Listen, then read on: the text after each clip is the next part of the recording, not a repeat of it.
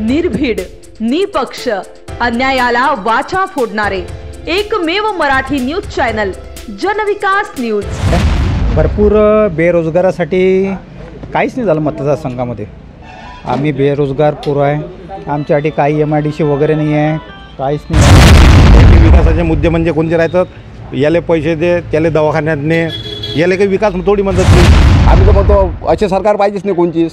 आम्ही तर ह्या मुद्द्यावर का मतदान बंद करून द्या। नीती होती, आज राजकारण झालं आणि एवढं चिल्लर झालं राजकारण की तुम्हाला म्हणजे तुम्ही ज्या स्तरावर जाऊन। नमस्कार, मी वैष्णवी। आपण आलेलो आहोत अचलपूर मतदारसंघातल्या पूर्णानगर येथे। तर या मतदारसंघात सध्या तिहेरी लढत आपल्याला पाहायला मिळणार आहे। तर भाजपकडून प्रवीण तायडे असो, दुसरीकडून काँग्रेसकडून बबलू देशमुख, तर प्रहार जनशक्ती पक्षाचे बच्चू कडू यांचा हा अचलपूर मतदारसंघ बालकिल्ला मानला जातो आहे। तर ते चौथ्या टर्मपासून आमदार असून आता पाचव्यांदा सुद्धा बच्चू कडू रिंगणात आहे। परंतु सध्या बच्चू कडू वर्सेस प्रवीण तायडे असा सामना आपल्याला पाहायला मिळणार आहे। तर नेमकी या मतदारसंघातली विकास कामे रखडली आहे की पूर्ण झाली, या नेमका जनतेचा कौल कोणाकडे आहे त्याबाबत आपण जाणून घेऊया, येथील मतदारांशी संवाद साधूया। आपण अचलपूर मतदारसंघातील पूर्णानगर येथे आहोत आणि इथेल जनतेचा नेमका कौल कोणाकडे आहे ते जाणून घेणार आहोत। चला तर पाहूया, काय सांगाल तुम्ही या मतदारसंघात आहे, तुमचा कौल कोणाकडे आहे आणि कोणाला आमदार म्हणून पाहायचं आहे? बच्चू भाऊ कडू। का बरं? का बरं म्हणजे कामं केली, भरपूर कामं केली। सगळे विकास काम झाली आहे का या मतदारसंघात? चालू आहेत ना, आता काही एखादा माणूस सगळेच होणार आहे का? चालू आहेत, चांगले भरपूर कामं केली त्यांनी, आशेगावसाठी भरपूर कामं केले। या मतदारसंघात बच्चू कडूच्या विरुद्ध भाजपकडून प्रवीण तायडे सुद्धा निवडणुकीला सामोरे जात आहे, काय सांगणार? आम्हाला चालतच नाहीत ना ते, कडूच चालतात। आणखी काही आपल्यासोबत बोलण्यासाठी आहेत, काय सांगाल? आता कामं तर वगैरे चांगले चालू आहे, पण आम्हाला असं वाटते का काहीतरी परिवर्तन झालं पाहिजे। त्याच्यामुळं आम्ही तर सध्या बबलूभाऊ देशमुखच्या फेवरमध्ये आहे। काहीतरी असं कसं आता 20 वर्ष झालेलं आहे, भरपूर बेरोजगारासाठी काहीच नाही झालं मतदारसंघामध्ये। आम्ही बेरोजगार पोरं आहे, आमच्यासाठी काही MIDC वगैरे नाही आहे, काहीच नाही आहे। त्याच्यामुळं आम्हाला असं वाटते का बुवा यावेळेस आम्ही काँग्रेसला बहुमत देऊ। थँक्यू। तुम्ही या मतदारसंघात आहे, काय प्रतिक्रिया द्याल? म्हणजे आमदाराच्या बद्दल काय, आता कसं आहे, नवीन चेंज झालं पाहिजे असं वाटते बा प्रत्येकाला, कारण 5 वर्षाला तेच त्या आणि यायचे विकासाचे मुद्दे म्हणजे कोणते राहतात, याले पैसे दे, त्याले दवाखान्यात ने, याले काही विकास थोडी म्हणतात की शैक्षणिक विकास असते, सामाजिक विकास असते, त्याच्यानंतर रोड झाले पाहिजेत, दवाखाने झाले पाहिजेत लोकांसाठी। हा विकास कोण्या कामाचा? जो सर्व विकास असा असते का सर्वसामान्याच्या कामी आला पाहिजे, गरिबापासून तर श्रीमंतापर्यंत सगळ्यासाठी एकच न्याय असला पाहिजे। आता हे कसं आहे, गरीब लोक तेलेच जवळ करायचं, श्रीमंताला कोण जवळ करत? या मतदारसंघातील आतापर्यंत 4 टर्मपासून बच्चू कडू आमदार आहेत। तर या मतदारसंघातील विकास कामे काही रखडली आहे की पूर्ण झाली? काही रखडले आहेत, काही पूर्ण होऊन राहिले। आता पूर्ण कशी होऊन राहिले काही माहिती, काही याच्यात कसं चालू आहे त्याच्या मतानंच चालू आहे।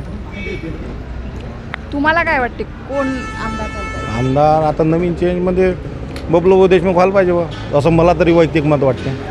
परंतु बच्चू कडूच्या विरोधात भाजपकडून प्रवीण तायडे असा सामना या मतदारसंघात अशी चर्चा आहे, यावर काय सांगाल? प्रवीण तायडे कुठंच नाही आहे, बच्चू कडू आणि बबलू देशमुख या दोघातच फाईट राहील, तिसरा कोणी याच्या मनात राहणार नाही। बच्चू कडू। का बरं? हां, आमच्याने ते कामं केले आहेत, कोणकोणते कामे केले? सारेच कामं केले आहेत, एकही काम कोणतंच नाही असं। बच्चू आमदार म्हणून कोणाला पाहायचं आहे? आम्हाला पाहत आहे काँग्रेसला। का बरं? गेले 4 टर्मपासून बच्चू कडू या मतदारसंघाचे आमदार आहेत। बच्चू कडू 4 वर्षापासून आहेत, म्हणजे 20 वर्षापासून आहेत, पाचव्यांदा आणखी पाहिजे म्हणतात, पण हमेशा त्यांनाच उभं करायचं का असं म्हणतो। विकास कामे झाली आहे का या मतदारसंघात? आता झाले नाही झाले आता लोकांना माहीत। आपण विकास कामाचा मुद्दा जर पाहिला तर हा जो पूर्णानगर अमरावती अचलपूर अमरावती हा जो रोड आहे, तो रोडच तर होऊन नाही राहिला।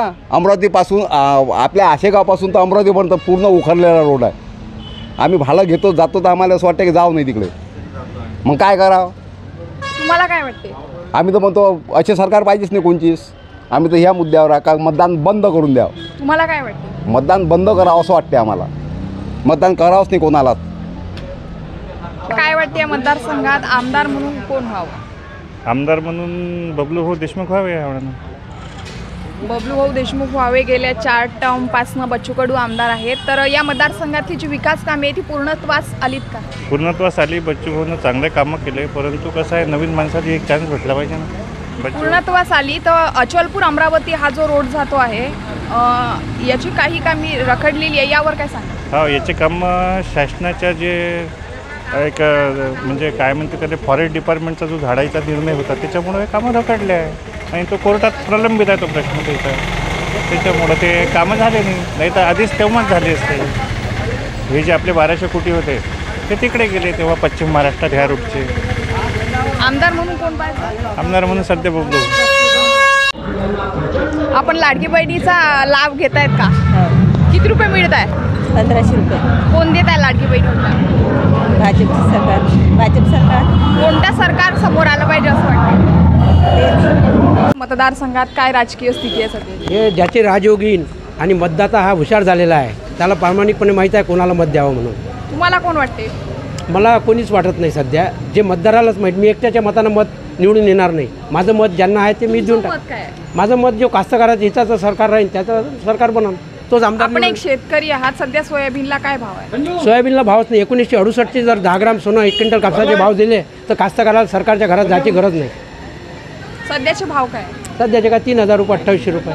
पेरणीचाही खर्च निघाला नाही कास्तकाराचा. सध्याची राजकीय स्थिती काय या मतदारसंघात? राजकीय स्थिती खूप चिघळलेली आहे.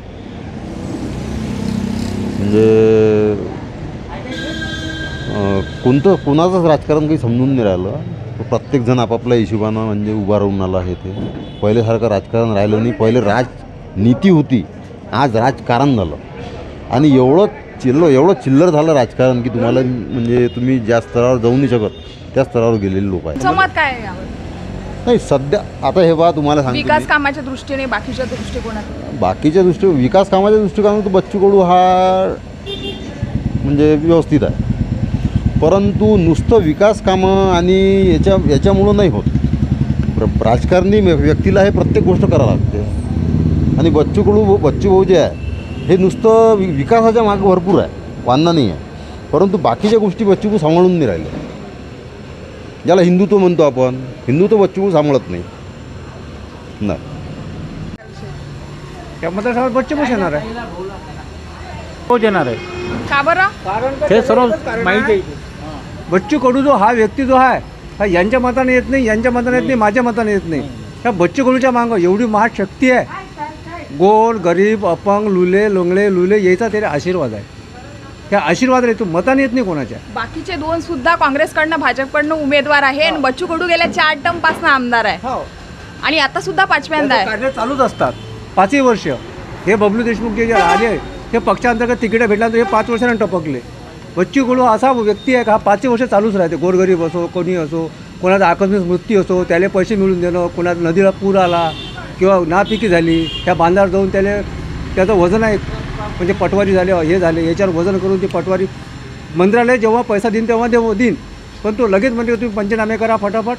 मंडळ अधिकारी झाले, पटवारी झाली, येईल अधिकारी तुम्ही प्रस्ताव पाठवून द्या. मग तिथं तो भांडते. आता माझी शेती मी आशेगाव मतदारसंघात आहो अचिपूरमध्ये. माझं मत बच्चू कडूला आहे पण माझी शेती पूर्ण भातकुलीमध्ये आहे. आम्हाला फुटकी कवडीने भेटली होती आणि इथं कमसे कम भरपूर पैसे भेटले. या मतदारसंघातली विकास कामे पूर्ण झाली का गेल्या 4? आमची इथं तर 0% झाली. आमची 3 फुटाची बोळी राहिली नाही काँग्रेसच्या आशेगाव मतदारसंघात. राज्यातील राजकीय घडामोडी व विविध क्षेत्रातील बातम्या पाहण्यासाठी आजच आमच्या जनविकास न्यूज चॅनलला सबस्क्राईब करा आणि रहा रोज अपडेट.